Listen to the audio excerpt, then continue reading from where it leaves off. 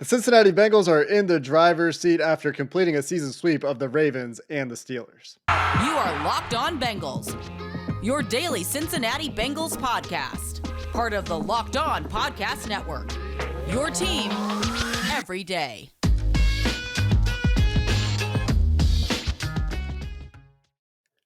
What up, Bengals fans, and welcome to another episode of the Locked On Bengals podcast. I'm your host, Jake Lisco. He's your host, James Rapine, coming to you from Paul Brown Stadium and the snowy west coast of Canada. You got the weather advantage today, James, but the Bengals had the advantage over the Baltimore Ravens 41-21, outscoring the Ravens by 20 points again, scoring 40 points again against the Ravens, blowing out the Ravens. Joe Burrow's stat line against the Ravens this year, James, is pretty impressive. I think I saw a tweet from, I can't remember the source now, unfortunately. Sets a record, I believe, for the most passing yards against an opponent in a single season. 941 yards against the Ravens in their two games this year. 7 touchdowns on 71% of his passes being completed. Pretty good little year for Joey B getting some revenge on the Ravens after they put a hurting on him the first time they played in his rookie year. Yeah, he lit him up today. And we thought this could be a let Joe cook game, just looking at it. And it was very clear from the jump. It was right. 4 for 4 on their first drive. And then it was 4 for 5 after the challenge with the 12 men on the field and the weird thing, but it was really 4 for 4. And they were about to settle for a field goal there. 18 of 21, perfect passer rating at halftime for 299 and 3 touchdowns. He was just amazing all day long. And you can break it up into segments and look at it in all these different ways. And it's just crazy numbers. Bengals franchise record, 525 yards. And he's the only player, Jake, and I stole this from the CBS broadcast, but it's okay. He's the only quarterback in NFL history. And now the Ravens haven't been around that long, right? We were both alive when they came into existence and were, had thoughts and were functioning humans by then, 8 to 12 years old or, something like that. When did the Ravens? It was 96, 97. Anyways, it doesn't matter. Joe Burrow's the only quarterback to ever top 400 yards and 3 touchdowns 2 separate times against the Ravens. Tom Brady's done it. Peyton Manning's done it. Eli Manning did it.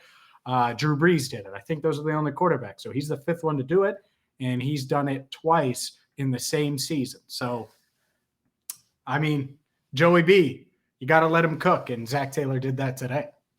I had a lot of tweets that I liked today. Sometimes after games, I think back on the tweets, and some of them really stand out as good ones. My favorite was I turned off replies for a tweet after the Josh Johnson interception late in the game, and I tweeted, "Let Joe cook."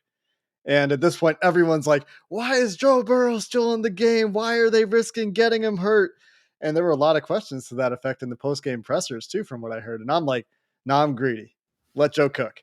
And then he goes out there and breaks these records. I believe 4th most passing yards in a single game all time, behind Warren Moon, Matt Schaub, and there's one other guy from the pre-Super Bowl era on the list as well. Yeah, I think you're right. I was trying to see. I thought the Bengals had tweeted something about that, but either ways, I can't. Yeah, 4th most in a game in NFL history. You're right. So it's crazy, right? It's crazy. And in the last pass, might have been a little. All right, let's see if we can get to that 500 mark, 41 yards to mix it. By the way, scrambles, hits him on the run, great play. But this team was aware, and Joe kind of pointed it out in the post-game news conference. They were certainly aware of what's their defensive coordinator, Wink Martindale, what Don Wink Martindale said this past week. And Joe said that, first off, what Wink said, if you missed it, because maybe you're listening or watching this one and you didn't listen to us earlier in the week when we talked about it. But he basically said, look, Joe didn't get or doesn't have a gold jacket like Aaron Rodgers yet. And Jamar Chase isn't Devontae Adams. So I don't need to double and triple team Chase, and we don't need to give them the Aaron Rodgers, Devontae Adams treatment. Fast forward to Sunday, both guys go off. T. Higgins goes off. The whole Bengals offense goes off. And Joe Burrow called it unnecessary comments. Didn't say he was offended. He said, I wasn't offended. I don't think it was offensive, but thought it was unnecessary. And I think that was certainly a topic of conversation in the Bengals locker room. It might sound silly, but it feels like they used that as a little bit of a motivation and motivating factor on Sunday. We got a Michael Jordan shrug from Joe Burrow after that pass to Joe Mixon. Also, the Michael Jordan mentality. I took that personal. And you go read the full quote. It's not bad. Wink Martindale, after saying we're not ready to buy a gold jacket for Joe yet, says it's going to be a very tough challenge. They have a three-headed monster. Everybody sleeps on their tight end 87, and he didn't want to say his name because he doesn't know how to pronounce it. And he goes on to say the tough thing about Cincinnati is they have weapons at each spot that can beat you. So, like, you look at the whole context, it's not that bad. But to Joe Burrow's point, you don't have to throw out anything that they're going to be able to use as bulletin board material. And Joe Burrow said, he was asked by Paul Daniel Jr., were you thinking about that comment when you completed that pass to Joe Mixon to go over 500 yards? And Joe's got a smile on his face that confirms that he's like, yeah, maybe a little bit, you know? And so there you go. Joe Burrow finding a way to be motivated in this game from, you know, not a whole lot. And that's that Mamba mentality. He was in killer mode this entire game. And what I loved was that Zac Taylor and Burrow were in sync in that regard. And I know Taylor didn't want him to scramble and try to extend plays and take those hits at the end. And I know Bengals fans agree with that too. But they were aggressive passing the ball the whole game. And that's what I liked. No, for sure. Because they can win in a bunch of different ways. But I think if they're going to win, beat the Chiefs, win not just the division, win a playoff game, make a playoff run, they're going to have to put up points, right? The top teams, whether you want to look at the Bills, they beat the Patriots, or most of these teams that end up in the conference championship on, right? So the Final Four, they're going to be teams with quarterbacks that can just throw the ball all over the field and throw for 500 if they need to. Now, is that realistic every week? No. And there's game script and in certain opponents like Denver, you're not going to do that. And the good news is this coaching staff, this team is adaptable enough to do that and play different ways. But it was good to see them do that. It was good to see Taylor keep his foot on the gas, like you mentioned. And he mentioned that after the game a little bit, the killer instinct part of it. And I hope they get that, because this team, there's a reason going back to the beginning of the season. And I've been right about some things. I've been wrong about some things. But I put the mark at 30 points per game. And they got that in the first half today, by the way. And they should have against this team. They really should have. And they delivered. But I think they're capable of doing that if they maximize their talents, regardless of the opponent. I think they can do that if they do what they need to do.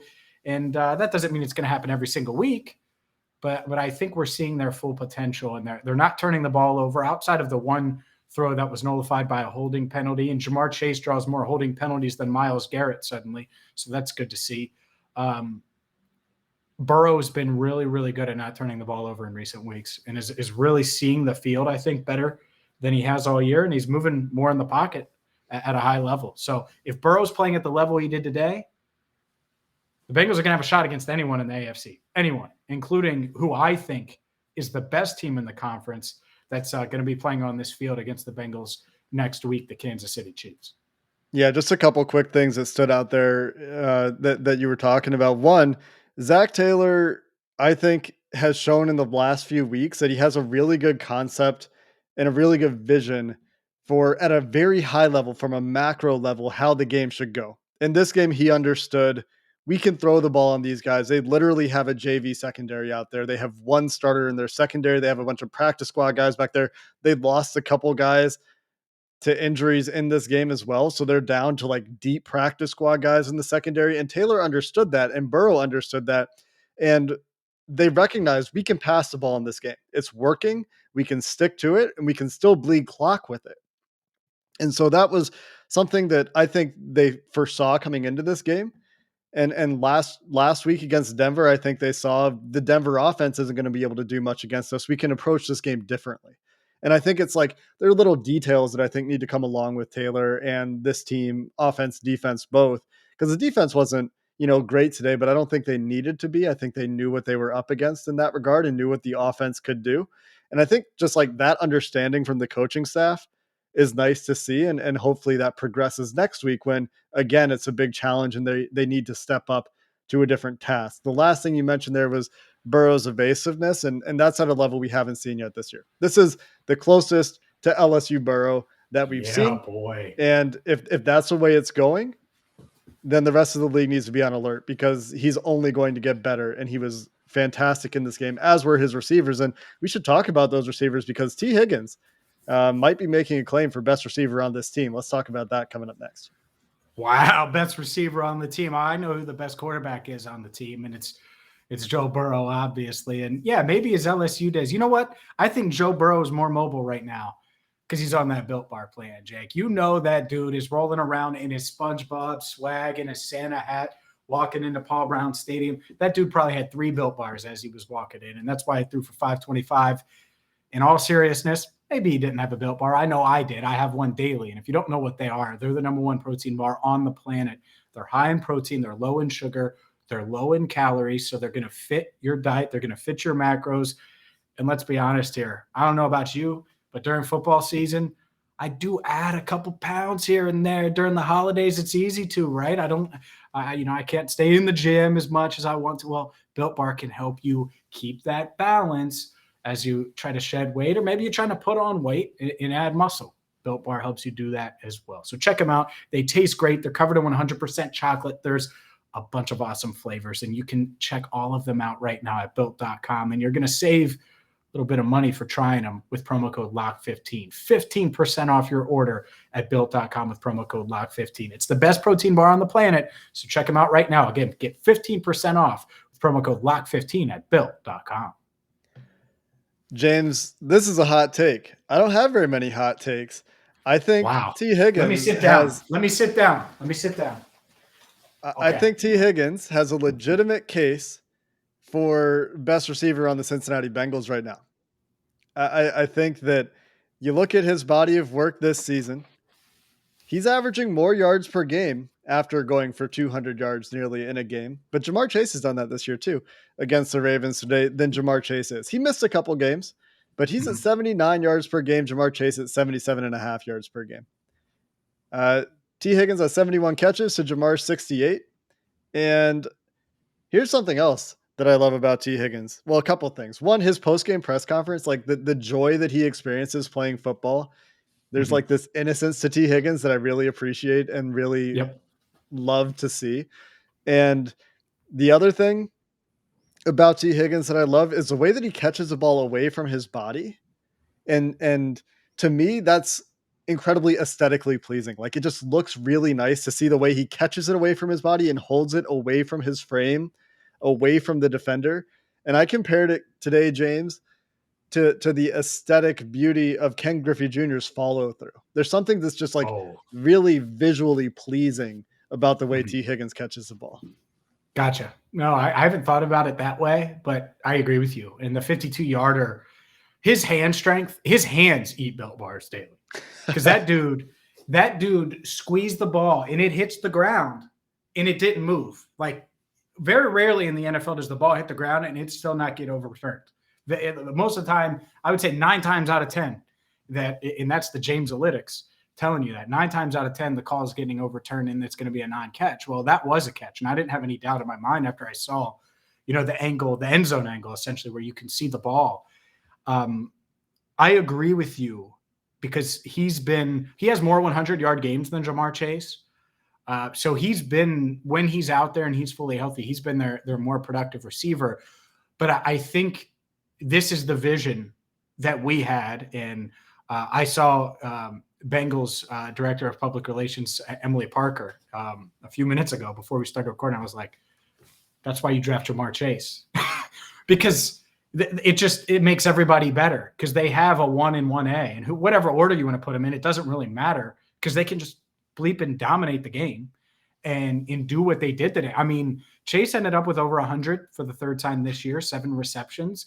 And it was just like slice and dice in between Higgins, a couple of Higgins big plays and touchdowns. And they complement each other really well. Their skill sets work really well together. I'm not going to argue with you, though, if you think T's the better receiver right now or anything like that. I just know they're both really damn good.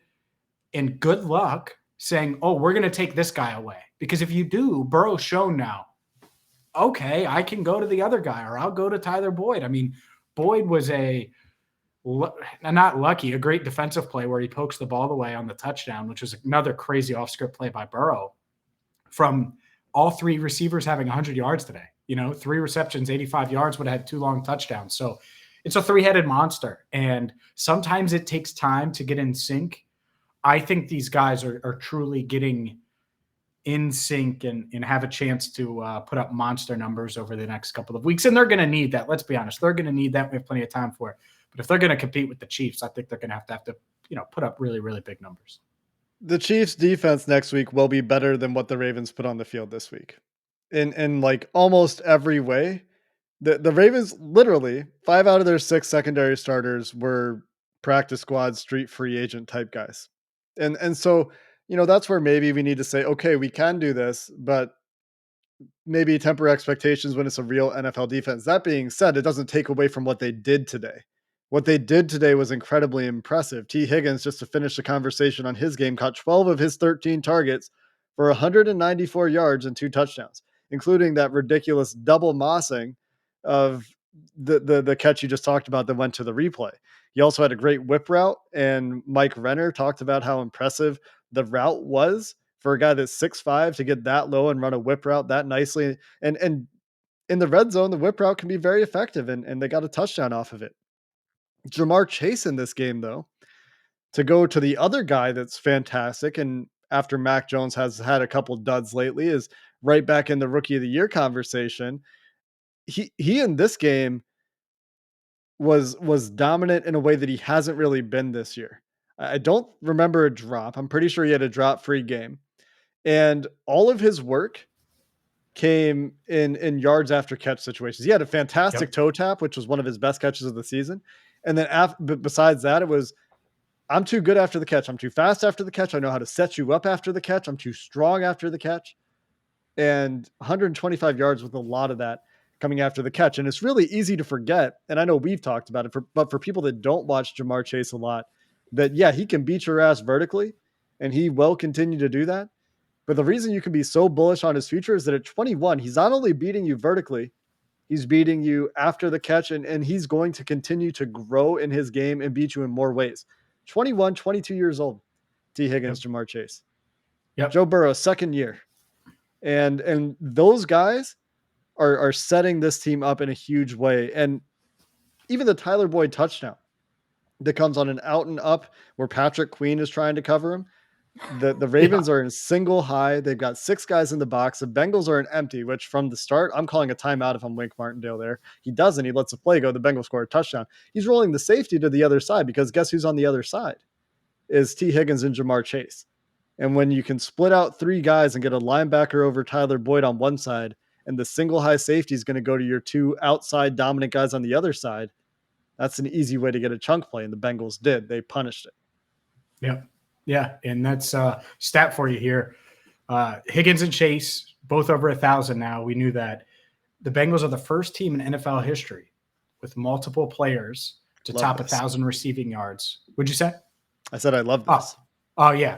So the Bengals, first team in history, 2 players under 23 years old to top the 1,000-yard receiving mark. And here's the key to me, Jake, because these numbers are going to start getting a little off because there's 17 games. Well, they did it in 15 games, and T. Higgins was dinged up for part of it. So that's the best part about it is they would have done it in any 16-game season. And who knows? Maybe Tyler Boyd has a big couple of games and can get there too. But the youth, like you mentioned, under 23 years old, and they're this dominant. And T. Higgins is starting to win because that was our one beef with his rookie year, right? Some of those contested catch situations didn't feel like he was winning early in the season, didn't feel like he was winning those. And he had a shoulder injury, so it makes sense. Well, now we're starting to see him win those, right? The past couple of weeks, over the past month, I know he's top 4. He's topped the 100-yard mark 4 out of the last 5 games. But one of those games, I asked him about being on You Got Mossed.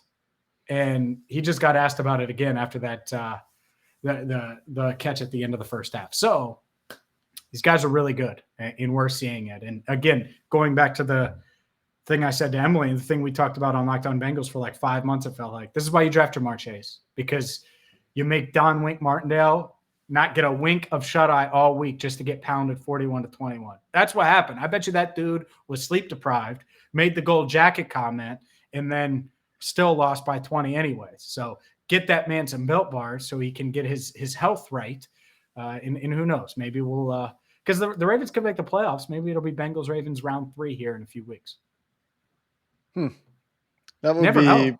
no, yeah, you don't. It would be interesting. Currently, just a quick note as we're recording this, it'll probably, well, certainly be dated by the time you listen to this. The Steelers losing 23-0 at halftime, which means essentially for the Bengals, if that holds, one win and they've clinched a playoff spot. I think they clinched a division with one win if Pittsburgh loses today. So that's where they're at. We're going to talk offensive line and maybe a little bit of defense as we've heaped praise onto the quarterback and wide receiver for 20 minutes. We'll hit on a few other spots before we get out of here. Speaking of that quarterback, Joe Burrow, hopefully you wagered on him already to win comeback player of the year, because I feel like his odds at BetOnline might change a little bit after a 525-yard, 4 TD performance. But never fear, you can still go to betonline.ag right now and bet on all the props, odds like never before, betting lines like never before. And right now you're going to get free money if you sign up. All you got to do is go to betonline.ag, make that first deposit. You're going to get a 50% welcome bonus with promo code Locked On. It's that simple. betonline.ag, you make that first deposit, promo code Locked On, you get a 50% welcome bonus, and wager on Joe Burrow to win offensive rookie of the year, or Jamar Chase to win offensive rookie of the year, Joe Burrow to win comeback player of the year. I don't know, Jake. I think, and we'll talk about it maybe this week. I think he's very much in the thick of that race now. I mean, if you talk about, a division title and Burrow smashing these franchise records like he did today with 525 yards, never say never. We'll have to look at that race a little more in depth later this week. But you can wager on it right now at betonline.ag. Again, use promo code Locked On to receive a 50% welcome bonus on your first deposit. BetOnline, where the game starts. James, let's hit offensive line real quick before we go to the defensive side of the ball, because I think that while there's some things that you could be concerned about on defense, I'm not sure how much we can really take away from this game, given what the plans seem to be, which was we can score more than they can score. All we needed, like the Bengals scored on all their possessions with the last two, which consisted of a missed field goal, which is unusual for Evan McPherson from 50 yards, and a kneel. And so if you're going to score that way, and they did, and they knew they could, then maybe the defense can afford to be a little bit more conservative. But the offensive line today was, I thought, up and down. They had some issues in this game, and considering there was no Justin Houston out there, and they're missing one of their defensive linemen. Can't remember who, but they do have Adafe Owa, and they did have Calais Campbell, obviously healthy in this game. That said, there was a free rusher that got a hit on Burrow. There was a free rusher that the Bengals knew was coming, where he gets the ball out to Jamar Chase for a big gain. And toward the end of the game, even when people were upset that Burrow was still in the game, he was still getting hit a little bit. Some of that coming on extending plays, but others are coming from just pressures, either communication or individuals losing. They gave up 26 pressures, according to PFF, 26 pressures charted to the offensive line's fault, and 3 sacks. And with Chris Jones coming to town with Kansas City next week, and they're going to see Melvin Ingram again. I think he's with the Chiefs now, right? Yeah, he is. Yep.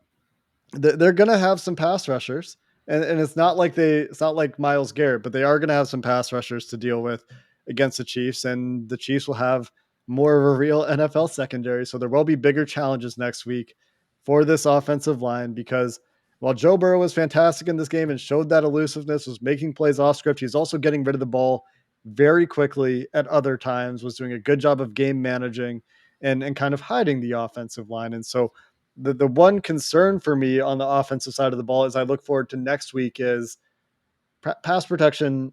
Still, we're still talking about it. We're probably going to be talking about it into the offseason. Needs to be a little bit better against the Kansas City Chiefs next week.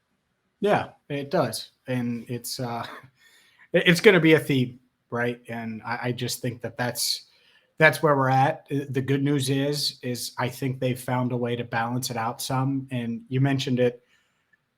LSU Joe Burrow didn't have a great offensive line.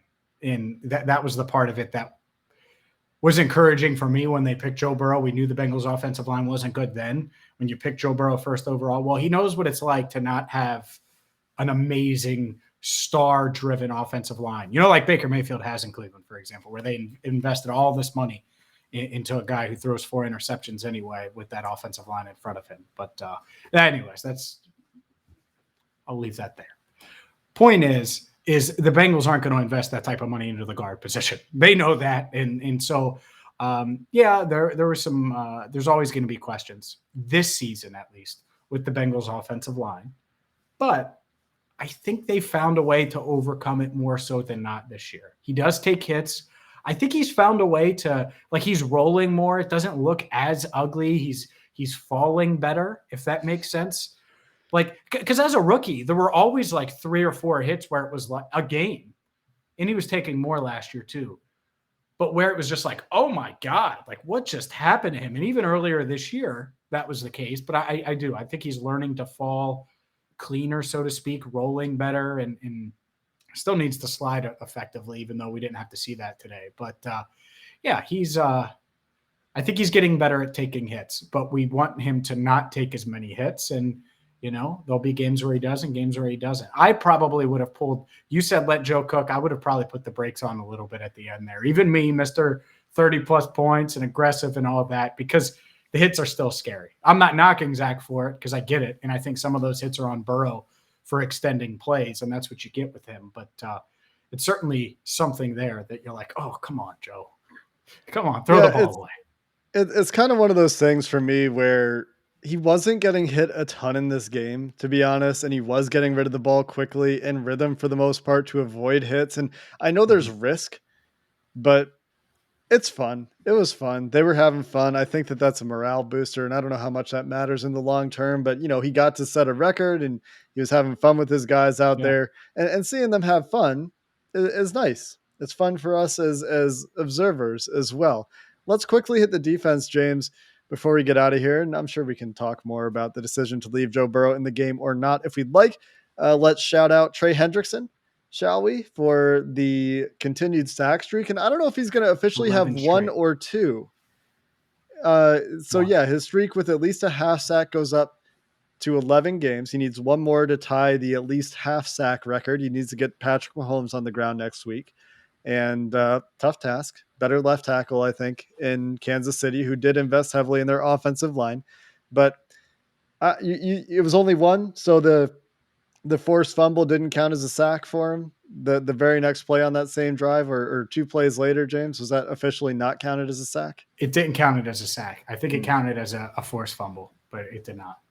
Typically, I feel like those are sacks when you force fumble, but I guess since the quarterback picked it up and started running with it, maybe it went down as a running play instead. So there you go. Could have had 2 sacks on that technicality, but instead we'll take the 1, and I think that ties, or does it set the Bengals record for sacks in a single season at 14? I believe that it ties Dunlap. Oh, it sets the record. Great. It sets. Yeah, Dunlap had 13.5, so he has the record now. And so Hendrickson today had 3 quarterback hits, 2 tackles for loss, and then the sack. So he was super disruptive. But he's the 14. Who would have thought that in March when they signed him? Like, I questioned it. I think everybody questioned it. Yeah, we did. Was this a wash? What was he? Is he better than Carl Lawson? Will he be more productive? Yeesh, 14 sacks. They nailed it. Yeah. And the productivity has been there besides just the sacks as well. This is something that we talked about. We weren't sure if the pressure productivity would come with it. It has. He has found ways to get pressure. And, still wouldn't mind another disruptor out there for this team. But Trey Hendrickson's been great. And I think that it was his best game all around this week. And we'll see how it shakes out when we go back and watch the tape. But he had a couple of really nice plays in the run game as well. I thought one of them coming on a read option where he doesn't crash on the running back. Josh Johnson keeps the ball, probably should have handed it, and Hendrickson cleans it up for a tackle for loss. I thought that was a really nice play for him. Let's talk tight ends really quick. Big point of concern that I noticed on Twitter, James, today was the Bengals can't cover tight ends. Well, a couple things there. One, they've played like all the best tight ends in the NFL this year, except maybe Mike Gesicki. In terms of the most productive tight ends in the NFL, a bunch of first round picks, a bunch of great athletes and guys that have become dominant like Darren Waller and George Kittle. And they've got another one next week in Travis Kelce. And yes, like ideally you do a better job of containing these guys, but it's also, I think, easy to forget for opposing teams that these guys are some of the top weapons on these offenses that the Bengals are going against, and they're going to get theirs from time to time. But this is a spot where, no Logan Wilson. They're banged up at linebacker, and their corners didn't really have much success against Andrews. It's going to come up again next week with Kelsey. And the point, I think, is do what you did today.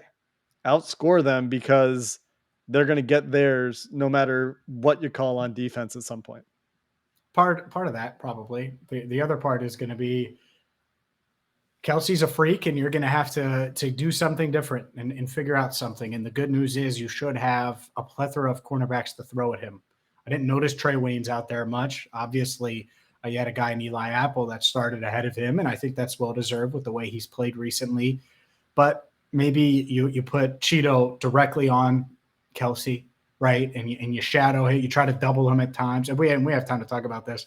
And then you have Waynes and you have Apple on the outside against the other receivers, Tyreek Hill or what. There's a lot of options. Or maybe you could do that with Waynes and you put Awuzie on Hill. A lot of time to talk about it. But, yeah, that's the plan might be first to 40 wins. And if that's the case, that's why you drafted Chase. That's why you have Joe Burrow. That's why you have this offense to be able to score 40 when you need to. And they might need to do that next week. They probably do, to win and beat the Chiefs next week. So that's the fun part about this, Jake. For the first time in Locked On Bengals history, meaningful football in January. Bengals went 2-2 in December. Meaningful football in January, 9-6. The division on the line next week, like you mentioned. Playoff seeding on the line. I'm excited, baby. I'm so damn excited. I'm about to eat a whole damn box of Built Bars. Let's go. And the Bengals have clinched a winning record for the first time in Locked On Bengals history. I had some fears that they were going to get back to 500, and instead, here we are, a clinched winning record. And I'm 8-7 now, baby. Above 500. Let's go. What was your score prediction in this game? Do you remember? It wasn't. What was it? It was 34-31. That's when I thought Tyler Huntley was when Huntley was playing. Yeah. So that wouldn't have been. I think they do score more with Hunt. Like, might have been close. Might have been close to right.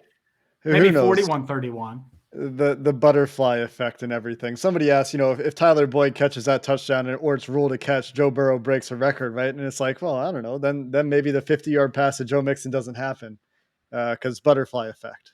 You never know. That should just about do it for this episode of the Locked On Bengals podcast. We'll be back tomorrow. We're going to take a look at the playoff picture, confirm our playoff scenarios. We're going to get some second reaction to this game as we've had a chance maybe to go rewatch some things. And we're going to hear, of course, again from coaches and some players on Monday. And we'll have that for you as well. Until next time, Bengals fans, the Bengals likely one win away from clinching a playoff spot. Merry Christmas, Hoo Day, and have a good one.